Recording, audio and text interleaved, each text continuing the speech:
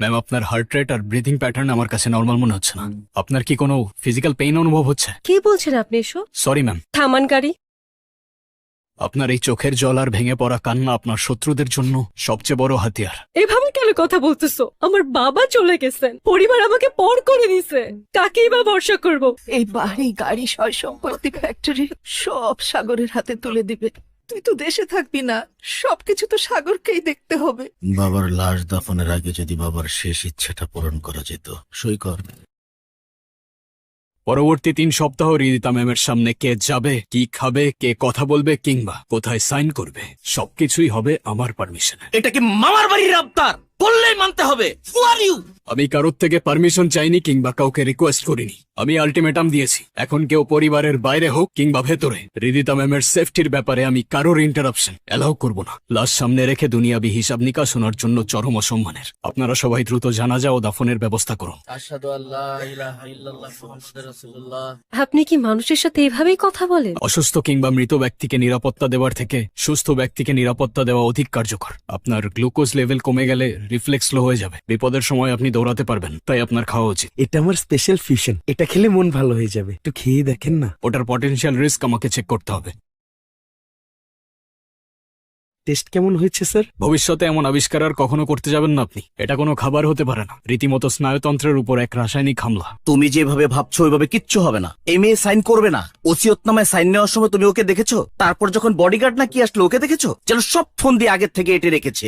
সবুর কর বাবা, মানে যা করার আপোষে করতে হবে, জোর জবস্তি করে কিচ্ছু করা যাবে না। একটা বিষয় না আমার মাথায় আসে না, বাবা এই ফালতু বডিগার্ডটাকে অ্যাপয়েন্ট করলো কবে? এই ছেলেকে না এত সহজে বাড়ি থেকে বের করা যাবে না। শোনো, যারা 2 নৌকায় পা দিয়ে চলে, নদী পার হবার আগে কিন্তু সবার আগে তারাই ডুবে মরে যায়। তাই যদি ডুবতে না চাও, নিজের চরকায় তেল দাও। ও কিন্তু আমার খুব ঘনিষ্ঠ বন্ধুর মেয়ে, তুমি থাকতে ওর যেন কোনো অসুবিধা না হয়। আমার নজর এড়িয়ে কোনো বিপদ ওনার অব্দি পৌঁছাবে না স্যার। মানুষ মারা গেলে নাকি তার প্রিয় বাগানটাও শোক পালন করে। তবে বাগানের মালিক না থাকলে দ্রুত আগাছা জন্মায়, আর আগাছা জন্মালে আসল গাছগুলো মরে যায়। আপনার চারপাশটাও এখন আগাছায় ভর। এই পৃথিবীতে একমাত্র বাবাই আমাকে সব থেকে বেশি ভালোবাসতো। মা মারা যাওয়ার পর কোনোদিন মার অভাব বুঝতে দেয়নি। কালকে যাকে দেখলাম উনি। মা মারা যাওয়ার পর বাবা ওনাকে বিয়ে করেন, নিজের সন্তানের মতোই আমাকে দেখে, অনেক আদরও করেন। যে আদর করে আপনাকে বন্দি করে রাখে সেটা যত্ন না, বরং শক্ত এক খাঁচা। আমি দেখেছিলাম কাল, তার এক হাত আপনার কাঁধে ছিল আর এক হাত ওসিয়তনামার ফাইলে। আপনি কি সত্যিই বিশ্বাস করেন যে মা আপনাকে ভালোবাসে?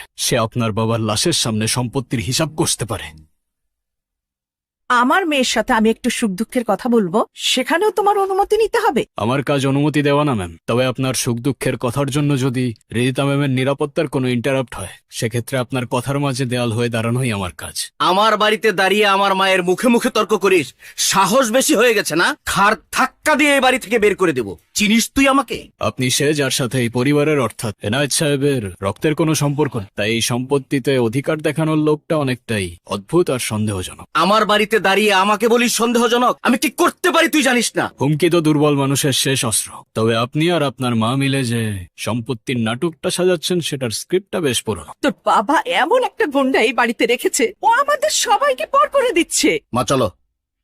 মা, ইনসানের জীবনে যখন বিপদ আসে, আপন পরের সংজ্ঞা বদলে যায় ম্যাম। আমার নিজের আপন মানুষরা আমাকে মেরে ফেলতে চায়, নিজের জীবন বাজি রেখে আমাকে বাঁচাচ্ছ। আপনার নিরাপত্তার জন্য আমি পেমেন্ট নিয়েছি, তাই আপনার সেফটি আমার ডিউটির বাইরে আর কিছু না ম্যাম।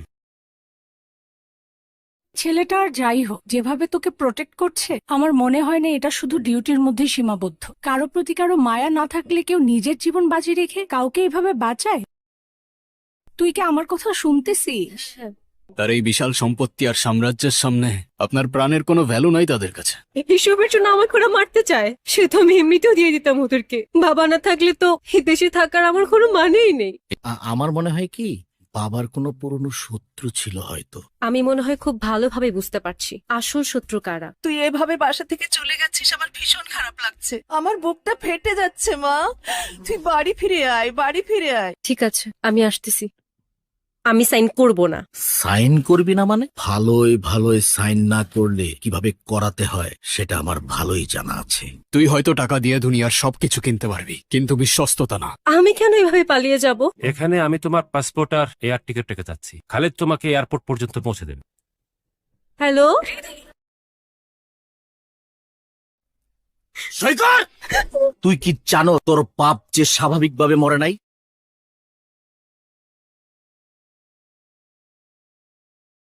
আয়সা পড়ছস না? কি করব বল ব্রাদার।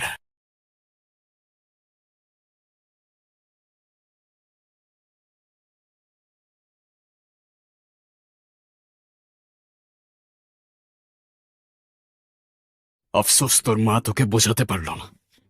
আগুন নিয়ে খেলা করলে ধ্বংস অনিবার্য। মিস রিদিতা, আপনার বাবার করে যাওয়া উইল এবং ট্রাস্ট ডিড অনুযায়ী এখন থেকে এই বাড়ি, ফ্যাক্টরি, বিজনেস এবং পারিবারিক সকল স্থাবর অস্থাবর সম্পত্তির মালিক আইনতভাবে আপনার। আমারও যাওয়ার সময় হয়ে গেল। কন্ট্রাক্ট তো আরো একদিন আগে শেষ হয়ে গিয়েছে, তবুও কালকে ওভাবে আমাকে বাঁচাতে আসলে, ওটা তো তোমার ডিউটির মধ্যে ছিল না। খালি দাঁড়াও, জি ম্যাম। তোমার সাথে আমার কথা আছে। বলুন ম্যাম। এমন একটা অনুভূতি হয় যা আগে আমি কখনো অনুভব করিনি। আমার মনে হয় আমি তোমাকে ভালোবেসে ফেলেছি। আমার জীবনে দ্বিতীয় আর কোনো ভালোবাসার জায়গা নেই। একজনকে ভালোবেসেই বেঁচে আছি। খোদা হাফেজ।